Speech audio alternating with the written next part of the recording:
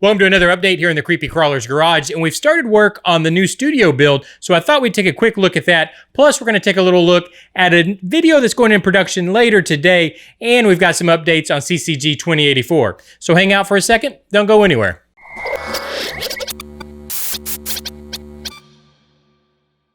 As we talked about last update, we've got access to a new studio location, so it's going to be a bigger location, much more space. Now, this is setting back the production of CCG 2084. I think everybody probably knows the December film dates probably aren't happening. I think they're probably getting pushed to the beginning of next year, but I think this is a good thing. I think the move is a good thing. It's going to give us much more space, and we're going to have a lot more room, I think, giving us more liberty in how we film and what we're able to film for the series CCG 2084. But we've started work on building out this new studio space. If you remember back last update, it's basically just an unbuilt out detached 2-car garage or 2.5-car garage.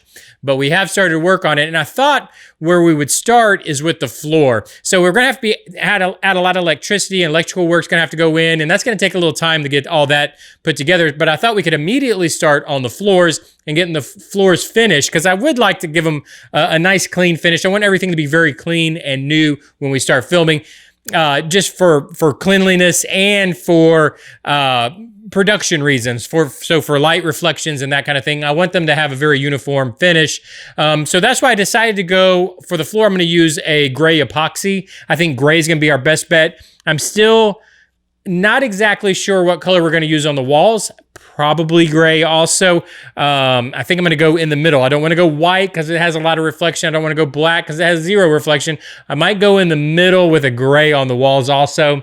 But on the floor, I'm definitely using gray epoxy. So to get started with, we needed to clean out or finish cleaning out the garage. It was pretty well cleaned out for us when we came in, but there was some extra tiles, bricks, big cardboard boxes. There was a big shelf that was in there. Had to move all that out. No big deal. Just a little elbow grease. Got that taken care of.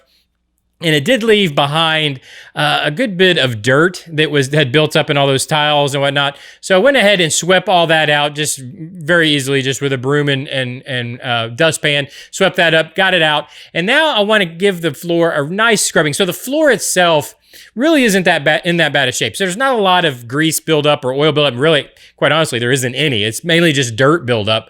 There is some overspray paint and that kind of thing. I'm not worried about that. That'll cover over with the epoxy very simply, but there's not oils and that kind of stuff, which can be a little more difficult to get up. It's really just dirt and grime. So what I decided to do is just use some laundry detergent, just some dry laundry detergent. I used Tide, sprayed down the entire garage, and then gave it a nice dusting of the detergent. And then I had a very stiff broom that I just scrubbed the heck out of it. Now, this was just a lot of elbow grease and a lot of back pain. I'm not going to lie, still feeling it in my back, but I just really scrubbed the heck out of the floor just to get all that dirt and the grime up and just get us down to some nice bare concrete, or at least some clean concrete.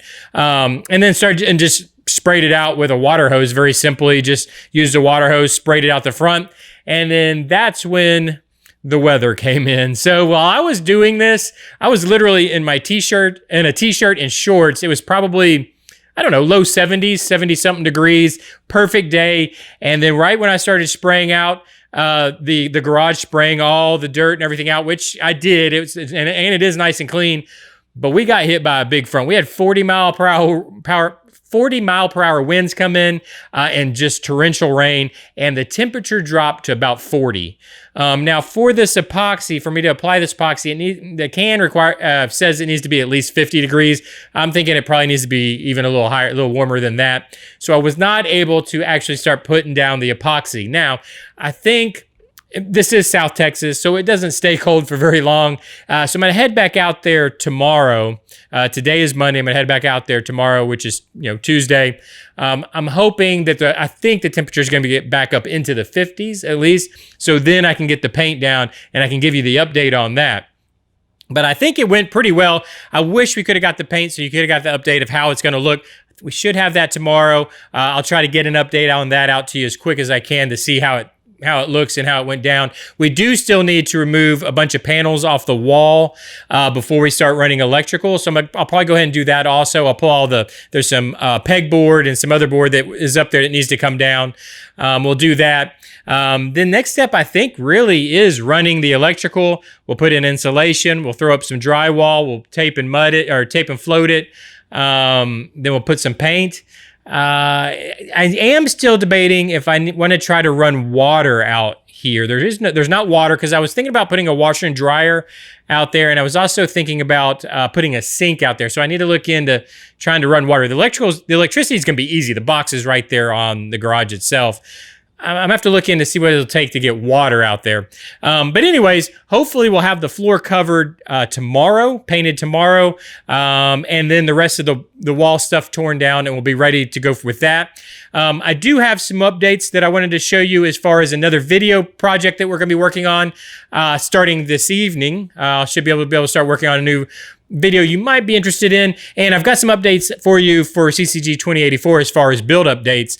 So stick around for that. We're going to take a quick commercial break, but when we come back, we'll take a look at those. Don't go anywhere. Here in our workshop, we use a ton of CA glue, and for the longest time, I've been wanting to compare CA glues and find out which is the strongest, or which holds up the best. I've always used, I use a lot of the 60-second stuff from Loctite, but is that the best option? Is there a better option? So what I thought I would do is actually compare these and film it. So not only I would find out what the best option is, but it would give you guys also a little insight onto maybe what the best option for you would be also. And I wanted to make sure and use some of the more common glues like Crazy Glue, Gorilla Glue, Loctite, those. But I also am going to include Bob Smith Industries Instacure, which I know I use a ton of this. I think probably everybody uses a ton of this stuff. I wanted to include that in the comparison. And I also went and bought a more expensive CA glue off of Amazon to see if maybe is this worth a few extra bucks. I don't know. We'll find out when we compare them. And I've got some ideas of how we'll stress test these glues and compare them. In fact, I'm going to be using styrene. So this is all going to be used for styrene and stress testing with gluing styrene. I've got the styrene coming in later today, so I'll actually start filming this later today once that styrene comes in. Should hopefully have this video out probably middle of this week, or into this week for you guys. So if that's something you're interested in, if you're like me and you've always been curious, what CA glue really is the best? What's going to hold up? What's going to have the best strength? Well, hopefully maybe we'll get a little insight. Maybe we'll find out. So look for that coming later on the channel. I also want to let you guys know that even though production for CCG 2084 has slowed down, it hasn't stopped. I'm still working on different props and different buildings for the series. And I just wanted to bring you in on a few of them, like the exam table for Bob MD. So remember, we're going to have an entire exam room or a healthcare center within the garage because everybody takes, they get injured out there in the apocalyptic world. Well, so I started building a exam table, I guess you would say, for Bob MD, where if we have somebody that's injured, they can be up there and get examined by our robotic doctor. I also did a terminal, a check-in terminal or a personal terminal. The idea for this is I'm going to have a section for people who work in the garage. There's going to be a row of lockers, and in between, personal lockers, their lockers where they can put their personal effects and whatnot. And in between each locker, they're going to have their own terminal that they can check in at. Basically, this is like your time clock. It also keeps track of all the work you need to do, all these kind of things. Basically, just an electronic or a futuristic time clock, I guess you could say. So there's going to be one of these terminals, a locker, just a normal locker, terminal locker for everybody that works. And I think up here we'll probably have everybody's name that works in the shop so that they know where their terminal is and their locker is. And then I've also started building some fire escapes for the sides of the buildings. This one's for Willie's Bar and Grill. Remember, there is apartment living up above the bar. I think it's going to be about 3 floors worth of, so we'll have 3 of these different fire escapes that's going to go on the side of the building just to give that a little more detail. When you drive by or when we're filming, you'll see these kind of details just really bring some detail out in the world and to really bring you into the world. I don't want to forget anything. I don't want anything left out. I really want it to be immersive. I want you to basically forget that this is stop motion, that these are RC cars and trucks. I want you to just really be immersed into this world. So I've got to come up with all the details and keep and every bit of detail included into the series. But anyway, so the main point is we're still working, we're still getting things done. Still give me those ideas down below. If you have any ideas, do you have any ideas for the, I guess we'll call it the healthcare center, or the, I don't even know what we should call it, but basically the little healthcare section where Bob MD is going to be. If you have any ideas for that, let me know down below. Or if you have any other details that you'd like to see in the garage or in the city, just let me know down below.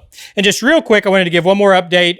The new plaques that will be going out to patrons out there for the TRXZ is done. This is the prototype. It's finished. I did post a picture of this over at the Patreon page if you want to go check it out there. But the prototype is done. Your plaques are printing now, so they'll be finished printing probably tomorrow, and then I'll start painting everything up and get those out to you.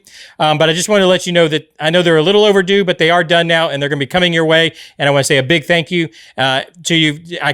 Your support is what keeps this channel going, so I really do appreciate it. But the plaques are done, and they'll be heading your way. I again want to say thank you for joining me, and all the support that I've been getting on this series and all the excitement for the series coming up. I really do appreciate it. There's a bunch of you out there that show up for every update, and you just eat it up, and you leave great comments down below, and I really appreciate that. It's a lot of fun. Hit that like button if you would. It really does help this series and help the channel. Hit the subscribe button so you can keep up with these updates. And for the different videos, I'm trying to put out more videos and more instructional videos. I think a lot of you guys really enjoy the instructional videos, or at least how I do different things, and give you some ideas from at least my perspective of how I do different things. And I want to do some more of these, like we're talking about the CA glue video. I want to do more of that kind of stuff where we compare products and kind of try to find what is the best product for us to use for different situations, for my own use and for you guys, your information. So I'm gonna have more of those videos coming up. So hit the subscribe button to keep up with those. Again, thank you for joining me, and I'll see you next time.